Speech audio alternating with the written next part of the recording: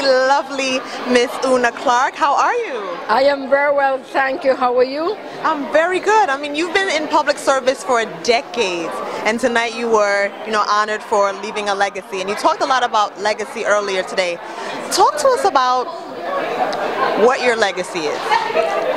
It's always very hard to describe your own legacy, but it is always an honor when others acknowledge your contribution and think that you've left a legacy. And I think a lot of people think that the Honorable Yvette D. Clark, Representative Clark, in the 11th Congressional District is a legacy of mine because I was the first ever immigrant from any place, anywhere in the world to be elected to the New York City Council, black or white, Asian or African, or Europe. I'm the first ever person with an accent, born outside of the United States, to have been elected to the New York City Council, and that Representative Yvette D. Clark, a member of Congress from the 11th District, then became a second generation to be elected. Congratulations on being honored tonight. Thank you very much. I consider it a privilege to have been selected by Redemption Incorporated to be honored along with my mother this evening. That's a real special twist to it because were it not for her, I probably would have never gotten into public service. It's very interesting because what a lot of people don't realize is that my mother was a community activist far before she got involved in electoral politics. As a matter of fact, when my mom was elected, I was already a young adult. So it was really our home and family that shaped sort of my worldview when it came to public service through civic and social community-based activities.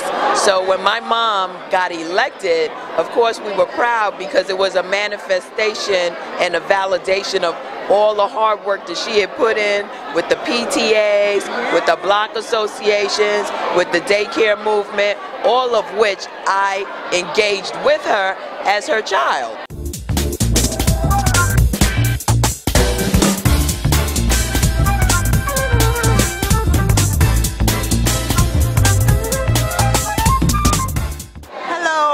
Mr. Granum and Dr. Granum. Okay. Congratulations on being honored tonight. That's Legacy, Art of Legacy. Thank you very much.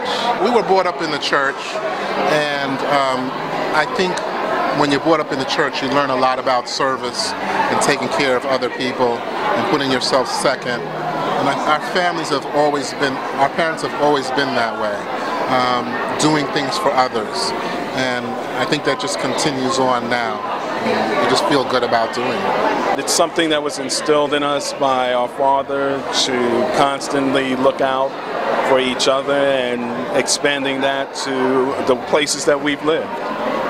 So our family has been involved in real estate, which is my full-time occupation now, and we provide, homes, apartments for people in Clinton Hill and Bedford-Stuyvesant. It is a great honor to be honored by Redemption. It's a wonderful honor for me and my mother. It's a lot, but I love it. It's a passion of mine. It's not like I had to do this. I enjoy it, and I'm truly blessed by it because it's not a startup. It's already been started for me, so I just have to continue to make it grow. So I'm blessed. That's all I can really say about that. Hi, Congressman Owens. How are you? Hello, hi. All right, so I just wanted to ask you, why was it that you thought it was important to be here today to support Redemption, Inc.? Well, any organization that's seeking to raise money for scholarships for our youngsters is important to me. We desperately need more educational opportunities, and even when you have City University, which has low tuition, it's still out of the reach of a whole lot of youngsters.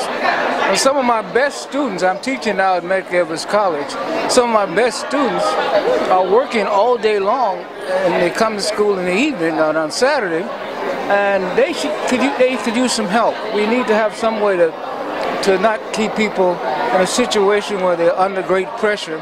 If they're good students, we ought to have a scholarship fund so that you've proven yourself, we can give you some money to help you continue.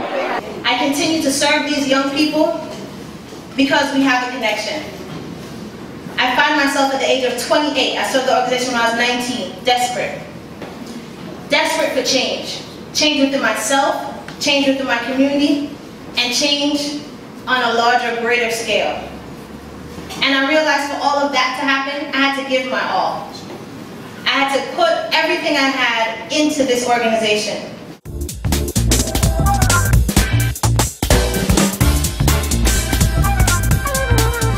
Well, they're just doing fantastic work, and I always try to support people that are doing real work and on the ground and on the streets. And they're doing this work with, as I mentioned in my short speech, just a couple of nickels. And some of these guys who are getting lots and lots of dollars are not doing the quality work that's being done here. So anytime I get a chance to support that, I want to. We are here with Tiffany Tucker, the Woman of the Hour, who made this whole gala possible. Welcome. Hello, how are you? Very good. The biggest question is, how are you? I'm good. I'm happy. The event came, it went, it was fabulous, so I'm good. I mean, how much work goes into doing something? I mean, you're running around, you're doing a lot of stuff. Like, how much work goes into it? A lot of work goes into this. In addition to, we had a wonderful committee. I'm so grateful to the committee members, because without them, this would have not been possible. This is our first time having a gala, and so I've never done anything of this kind, capacity, and so that's how we came to be. So a group of folks came to us and said, you know what, Redemption should have a gala, and we should start it this year. And I was like, okay. And so I said, okay, let's do it, you know, and they made it happen. It wasn't just talk. They put action behind it. In addition to, we had the Borough President's Office who said, we'll help you and we'll support. And so this was a partnership with the Borough President's Office as they donated the space, because other people would have to pay for the space. So they were gracious enough to us to have us come in, donate the space, as well as the awards for the honorees.